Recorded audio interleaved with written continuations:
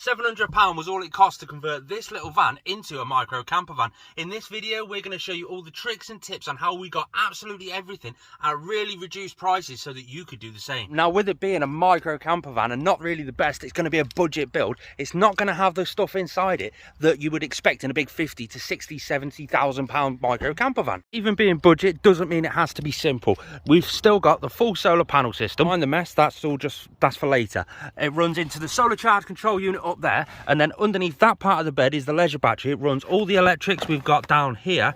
We've got the USBs, the 12 volts, the cigarette lighters, and see that little button just there? Poof! We've got the full lighting system. We've also got that rigged up to a 12 volt socket down here, which the fridge is constantly plugged into that little socket. Any of the little appliances that we get, a fan for the summer and stuff like that, we just make sure they've always got the 12 volt cigarette lighter, and that's why we fitted one in the back, one in the middle, and there's another one over the back corner there. We can just plug it in, and that's additional electrical needs that we need. It may only be a 100 watt panel and a standard single sort of battery, leisure battery, caravan battery, but it's enough for what we need. It is only a cheap system, but we found it, get this, on Facebook Marketplace. It was brand new, unlike the normal sort of second-hand stuff you normally see on Facebook Marketplace. It was a company that had gone under because of COVID, and he just said, look, we're just trying to get rid of it all. It's not high-end stuff, it's not good, but it'll do for a little van conversion, not a problem. It'll do you great. And do you know what? It really has. I've had it up there for 6 months now. I've forever got things on chat. My little mini fridge is always plugged in and turned on. And if we have a look at the thing, we've still got a full battery. For 300 quid, you can't really complain. We had to spend about an extra £30 on extra wires to run all the wiring, trace it all down, and the interior lights. If we have a look between the seats, under here, you've got this wood here, the wood for the flooring, the wood for the ceiling, and all the bare wood. So all this stuff under here for the bed and all the bracing for the bed. Basically all the bare sort of framework wood, that comes to £50. We just went to B&Q and we measured everything perfectly so we didn't have to buy over too much, and we bought the exact amount that we needed. The joy with B&Q, they actually cut it to the shapes that you actually need it at. Might be worth while you're at B&Q to get yourself a membership card. You collect so many points, you get some money off. I've just been out and bought some rope to go around. See the edge of the panels on the back doors? It's going to go all the way around there, and that insulation, that's the recycled bottle plastic insulation, because I'm going to do my ceiling to get ready for the winter. But while we're talking about insulation, let's get in the back door. So you can see all these side panels, all the side panels there in the floor, all these panels, the panels down the back just under there.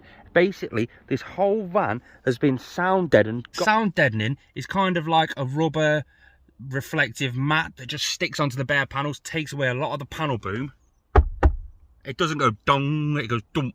So that just, I can park in lay-bys and stuff like that, and I can't really hear the cars going past. On top of all the sound deadening went this stuff. This is recycled bottle plastic. Let's see if I can get it up. There you go.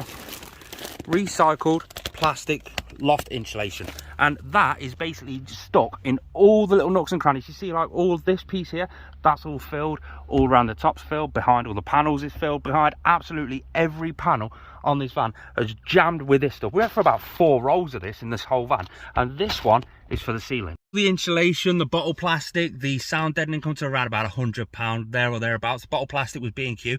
Get it from B&Q, it's only 17 quid. Amazon is 35 quid. I'll drop all the links in the description down below, along with the actual build video of how I built this van start to finish. There's 2 videos, a long one and a short one. Have a look, see what you think. But don't forget to like and subscribe. The sound deadening that I used was called Mute Mat. It was on eBay. You tend to get, when they're doing all the sizing and stuff, you're paying this much per metre squared. I just got the cheapest per metre squared and got loads, and I mean absolutely loads. I got in this sort of mentality of, I need to cover every panel. It wasn't until afterwards that I realised you only need like 1 panel on each single panel. And I went all over the wheel arches, which is a great idea, because if you can go over the wheel arch, it takes a lot of the road noise out of the actual van. Stuck them on the ceiling, on the floor, on the sides. I stuck it absolutely everywhere, even above the headlining in the cab. But I wouldn't have done it any other way, because now I can park in lay-bys without getting disturbed. Shall I show you how to get some free wood? By that, I mean this sort of stuff, the melamine. So the worktops, the whole unit, that goes all the way down there when the bed's all folded up. All the, what I would class as the already finished melamine posh wood. That's a nice, check this out. So if I pull that out, it pulls all the way out. At the minute, this piece up here slides, and it's got all my filming gear in it. I made that table there with it. It just sits there perfectly, just like that on those brackets. They came from B&Q, but they go in the added extras at the end of the video. All this wood is free. I actually got that from IKEA for free. If you go into the IKEA car park and you go to the exchange department, outside I've found Tuesday, Wednesday, Thursday to be the best days, between sort of 10 and 12 o'clock in the morning. They have all the spare offcuts sort of stuff, the stuff that they can't afford to get rid of. Basically, if you brought a wardrobe and one panel's damaged, you take it back, they get rid of the damaged panel and they put the rest in this bucket, and you are allowed to just go there and pick it up and use it for whatever you want to use it for. I've made that work corner, I've made the bed, I've made fascias, I've done loads of stuff because of that one trick.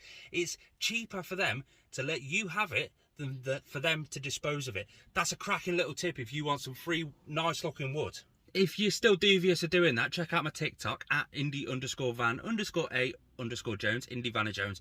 I have physically been there and shown people how to actually do that. Now the bed is fully pulled out, so you can't really see it too much, but you can see the lino flooring just there.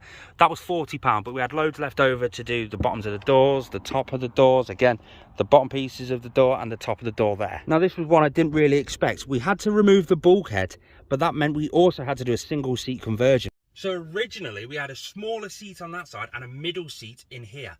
The middle seat and this seat both had the headrest attached to the bulkhead along with their seatbelt brackets from the top. See this one just here?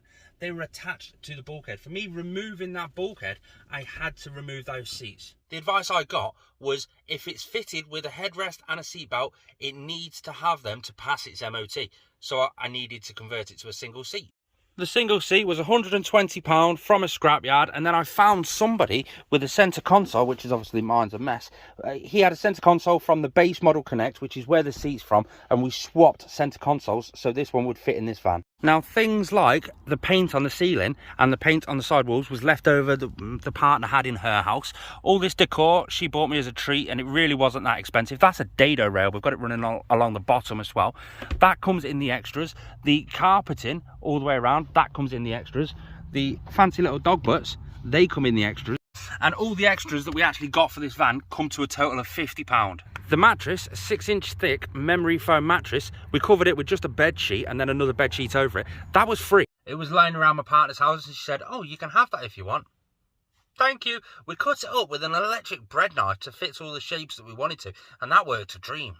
However, through the whole period of converting your camper van, it's always worth to look at like the bonus points, again, like B&Q give you, because there's always stuff that you want or stuff that you're going to get or an idea that you have that you want to try and do. That drawer underneath the bottom of the van, I had that as an idea. I went to IKEA, they had the wood, boom, bonus. The screws and stuff, that will come in with the extras, the cost of the extras. Went down to B&Q earlier, got the rope for the back doors, the extra insulation, picked myself up a Sawyer Squeeze Mini, a filtration system for filtering mountain water when I'm up on the mountains. And I've just picked up got delivered a bamboo cutlery set. We're always going to be adding little additional extras, a little bit of storage. You can see some little storage nets just there. That was an additional extra afterwards, a couple of quid on eBay, that sort of stuff. But that is how I only spent £700 converting this van into a little home on wheels. If you're new around here, please subscribe.